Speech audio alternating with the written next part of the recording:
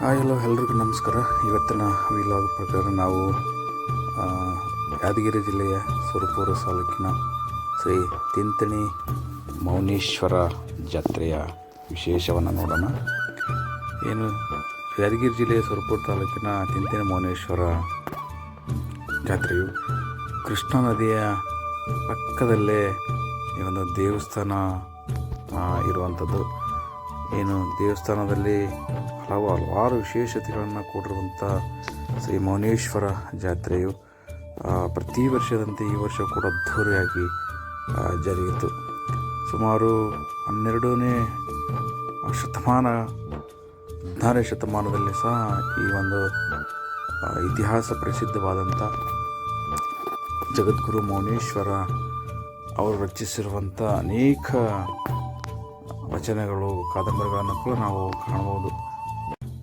ಮೌನೇಶ್ವರರು ಒಬ್ಬ ಸಾಮಾನ್ಯ ವ್ಯಕ್ತಿಯಂತೆ ಈ ದೇಶದಲ್ಲಿ ಜನಿಸಿ ಅವರು ಸುಮಾರು 796 ವಚನಗಳನ್ನು ಬರೆದಿದ್ದಾರೆ ಅನ್ನುವಂಥದ್ದು. ಅವರ ವಿಶೇಷತೆ ಏನಪ್ಪ ಅಂತಂದರೆ ಅವರು ಬರೆದಿರುವಂಥ ವಚನಗಳಲ್ಲಿ ಶ್ರೀ ಬಸವಣ್ಣನವರ ಉಲ್ಲೇಖನವೇ ಕೂಡ ಹೆಚ್ಚಾಗಿ ಕಾಣ್ತದೆ ಅನ್ನುವಂಥದ್ದು. ಪ್ರತಿ ವರ್ಷ ಫೆಬ್ರವರಿ 1ನೇ ವಾರದಲ್ಲಿ ಈ ಜಾತ್ರೆಯು ತುಂಬ ಅದ್ಧೂರಿಯಾಗಿ ಜರುಗುತ್ತದೆ. ಇಲ್ಲಿ ಜಾತ್ರೆಗೆ ಸಾವಿರಾರು ಜನರು, ಲಕ್ಷಾಂತರ ಜನರು ರಾಜ್ಯ ಮತ್ತು ಹೊರ ರಾಜ್ಯಗಳಿಂದ ಆಗಮಿಸುತ್ತಾರೆ. ಇಲ್ಲಿ ಬಂದು ಜನರು ತಮ್ಮ ಬೇಡಿಕೆಗಳನ್ನು ದೇವರಲ್ಲಿ ಪ್ರಾರ್ಥನೆಯನ್ನು ಮಾಡ್ತಾರೆ.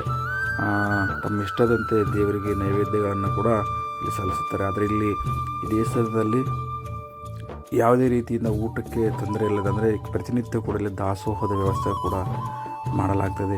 ಈ ಜಾತ್ರೆ ಅಂದ ತಕ್ಷಣ ನಮಗೆ ನೆನಪು ಬರೋದು ಈ ಆಟಿಕೆ ಸಾಮಾನುಗಳು, ಈ ಏನು ಮನೋರಂಜನಾತ್ಮಕ ಆಟಗಳು.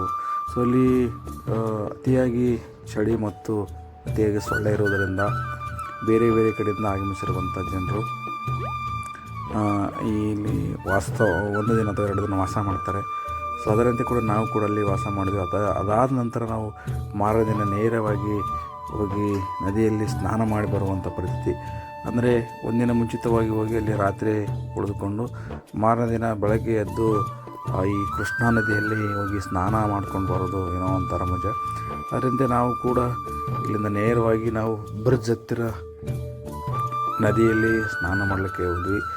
ನಮ್ಮ ಬ್ರದರ್ ಮತ್ತು ನಾನು ಅಲ್ಲಿಂದ ನೇರವಾಗಿ ನಾವು ಕೃಷ್ಣಾ ನದಿಯ ಒಳಗಡೆ ಹೋದ್ವಿ. ಅಂದರೆ ಹೋಗಲಿಕ್ಕೆ ತುಂಬ ದೂರ ಇದೆ, ನಡೆದುಕೊಂಡು ಹೋಗೋದಕ್ಕೂ 1 ಕಿಲೋಮೀಟ್ರ್ ಆಗ್ತದೆ, ಅಂದರೆ ಮೇಲಿಂದ ಕೆಳಗಡೆ. ಆದರೆ ಇಲ್ಲಿ ಸ್ವಚ್ಛತೆ ಅನ್ನುವಂಥದ್ದು ಮರೆಮಾಚಿದೆ. ಯಾಕಂದರೆ ಇಷ್ಟು ಪ್ರಸಿದ್ಧವಾಗಿರ್ತಕ್ಕಂಥ ದೇವಸ್ಥಾನದಲ್ಲಿ ಸಾಮಾನ್ಯವಾಗಿ ಸ್ವಚ್ಛತೆಗೆ ಮೊದಲೇ ಆದ್ಯತೆ ಕೊಡಬೇಕು. ಅದು ಸ್ವಲ್ಪ ಎಲ್ಲ ಒಂದು ಕಡೆ ಮರೆಮಾಚಿದೆ ಅನ್ನುವಂಥದ್ದು. ಯಾಕಂದರೆ ಈಗಾಗಲೇ ಯಾದಗಿರಿ ಜಿಲ್ಲಾಧಿಕಾರಿಗಳು ಕೂಡ ಸುದ್ದಿಗೋಷ್ಠಿ ಮಾಡಿ ಜಾತ್ರೆಗೆ ಬರುವಂಥ ಪ್ರಯಾಣಿಕರಿಗೆ, ಭಕ್ತಾದಿಗಳಿಗೆ ಯಾವುದೇ ರೀತಿಯಿಂದ ಅನಾನುಕೂಲ ಆಗಬಾರ್ದು ಎನ್ನುವಂಥದ್ದು ದೃಷ್ಟಿಕೋನದಲ್ಲಿ ಅವರು ಪ್ರೆಸ್ ಮೀಟ್ಗಳನ್ನು ಮಾಡಿದರು.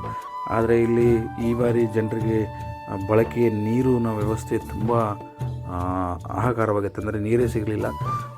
ಹಾಗೂ ಈಗ ಏನೋ ಮಾಡಿ ಜನರು ತಮ್ಮ ಕೆಣಕಿಸಿ ತಮ್ಮ ಏನು ಜವಾಬ್ದಾರಿಗಳು ಅವ್ರನ್ನ ಮಾಡಿದ್ದಾರೆ. ಅದೇ ರೀತಿಯಾಗಿ ಈ ಮುಜರಾಯಿ ಇಲಾಖೆ ಅಧಿಕಾರಿಗಳು ಅದಕ್ಕೆ ಸಂಬಂಧಪಟ್ಟಂಥ ಎಲ್ಲ ವ್ಯವಸ್ಥೆಗಳನ್ನು ಕೂಡ ಮಾಡಬೇಕಾಗಿತ್ತು. ಸ್ನಾನ ಮಾಡಿ ನೇರವಾಗಿ ಅಲ್ಲಿಂದ ಮೌನೇಶ್ವರಜಿ ದಾಟಿರ್ತಕ್ಕಂಥ ಈ ಕೋಣದ ಗವಿ ಅಂತ ಏನಿದೆ ವಿಶೇಷ ಕರೀತಾರೆ, ಅಲ್ಲಿ ಕೂಡ ನಾವು ಹೋದ್ವಿ. ಅಲ್ಲಿನ ಕೋಣದ ಗವಿಯಲ್ಲಿ ಕೂಡ ವಿಶೇಷತೆಗಳನ್ನು ಕೂಡ ನಾವು ನೋಡಿದ್ವಿ. ಅದಾದ ನಂತರ ನಾವು ಶ್ರೀ ಜಗದ್ಗುರು ಮೌನೇಶ್ವರು ವಾಸ ಮಾಡಿರ್ತಕ್ಕಂಥ ಪ್ರದೇಶಕ್ಕೆ ಕೂಡ ಹೋದ್ವಿ. ಅಲ್ಲಿ ಅವರು ಧ್ಯಾನ ಮಾಡ್ತಾಯಿದ್ರು. ಆ ಪ್ಲೇಸನ್ನು ಕೂಡ ನೋಡಿದ್ವಿ. ಅಲ್ಲಿಂದ ನೋಡಿಕೊಂಡು ಅಲ್ಲೇನೋ ಅವರ ಹೆಜ್ಜೆಗಳನ್ನಿದ್ದು ಅವರು ಅಂದರೆ ನಡೆದುಕೊಂಡು ಬಂದಿರ್ತಕ್ಕಂಥ ಹೆಜ್ಜೆ, ಅವರು ವಾಸ ಮಾಡಿರ್ತಕ್ಕಂಥ ಮನೆ, ಎಲ್ಲಗಳನ್ನು ಕೂಡ ನೋಡಿದ್ರಲ್ಲ. ಆದ ನಂತರ ನನ್ನ ಮಗ ನಾನು ಜಂಪಿಂಗ್ ಮಾಡ್ತನೋ ಅಂತ ಹೇಳಿದ. ಆ ಜಂಪಿಂಗ್ ಮಾಡಲಿಕ್ಕೆ ಆಟಿಕೆ ಸಾಮಾನುಗಳಿಗೆ ಮನೋರಂಜನಾತ್ಮಕವಾಗಿ ನಾನು ಕರ್ಕೊಂಬಂದಿದ್ದೆ. ಅಲ್ಲಿಂದ ನೇರವಾಗಿ ಜಂಪಿಂಗ್ ಆಡಿಸಿ ಅದಾದ ನಂತರ ಏನು ಕಾರ್ ರೇಸ್ ಇತ್ತು, ಆ ರೇಸಲ್ಲಿ ಕೂಡ ನಮ್ಮ ಮಕ್ಕಳು ಭಾಗವಹಿಸಿದ್ರು. ಈ ಜಾತ್ರೆ ಅಂದ ತಕ್ಷಣ ಮನೋರಂಜನವಾಗಿ ಇರೋದೇ ಈ ಆಟಿಕೆ ಸಾಮಾನುಗಳಲ್ಲಿ. ಅಂದರೆ ತೊಟ್ಲೆಗಳಲ್ಲಿ ಕೂಡೋದು, ಮಕ್ಕಳ ಜೊತೆ ನಾವು ಮಕ್ಕಳಾಗಿ ಬೆರೆಯೋದು. ಜಾತ್ರೆಯಲ್ಲಿ ಅತಿ ಹೆಚ್ಚು ಗಮನ ಸೆಳೆಯುವಂಥ ಏಕೈಕ ಪ್ರದೇಶ ಅಂದರೆ ಅದು ಇದೆ. ಈ ವಿಶೇಷವಾಗಿ ಏನಪ್ಪ ಅಂತಂದರೆ ಈ ಆಟಿಕೆ ಸಾಮಾನುಗಳ ಮಾಲೀಕರು ನನ್ನ ಆತ್ಮೀಯ ಸ್ನೇಹಿತ. ಪವನ್ ಅಂತೇಳಿ. ಈ ಜಾತ್ರೆಯಲ್ಲಿ ಬರುವಂಥ ಎಲ್ಲ ಆಟಿಕೆ ಸಾಮಾನುಗಳಿಗೆ ತೊಟ್ಲ, ಬೇರೆ ಬೇರೆ ತೊಟ್ಲುಗಳ ಜೊತೆಗೆ ಎಲ್ಲವೂ ಕೂಡ ಅವನ ಮಾಲೀಕತ್ವ ಇರುವುದು.